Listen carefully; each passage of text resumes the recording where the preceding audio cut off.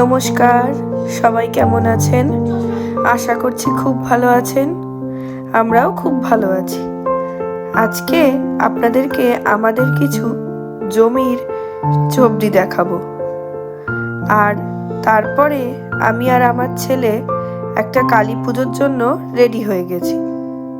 এই যে শীতকাল মানেই তো মোজা পরতে হবে।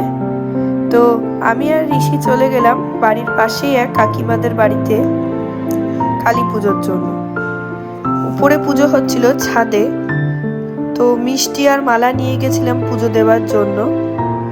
মায়ের মুখটা দেখো অপূর্ব, খুব সুন্দর লাগছিল। আর এত সুন্দর করে আয়োজন করা হয়েছে। মায়ের জন্য একটা মালা নিয়ে গেছি, সেই মালাটা মাকে ঘটে নিবেদন করা হয়েছিল।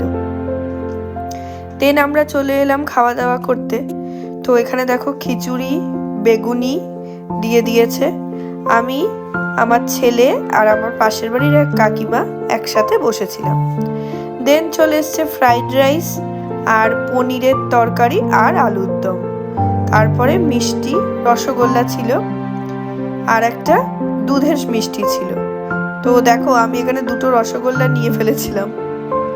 আর ওই গ্রিন কালারের জামা পরা যে কাকিমাটাকে দেখছো, অনেক রাত হয়ে গেছিল বলে ওই কাকিমাটাকে ছাড়ার জন্য আমরা সবাই মিলে পৌঁছে দিতে গেছিলাম।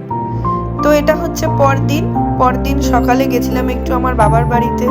আর এখানে দেখো ঋষি বসে বসে রোদ পোয়াচ্ছিল। আর ওখানে বলছে নাকি ভাম বিড়াল। দিনের বেলায় বলো তো ভাম বিড়াল আসে? ও বেজিকে জানো তো ভেবেছে ভাম বিড়াল, ওটাই বলছিল। আর ওখানে গুড্ডু খেলা করছে, ব্যাস। আর আমার ভিডিওটা যদি তোমাদের ভালো লেগে থাকে তাহলে কিন্তু অবশ্যই আমার চ্যানেলটাকে সাবস্ক্রাইব করে পাশে থেকো। দেখা হচ্ছে পরের দিন আবার একটা সুন্দর ব্লগ নিয়ে তোমাদের সামনে হাজির হয়ে যাব। ততক্ষণের জন্য টাটা।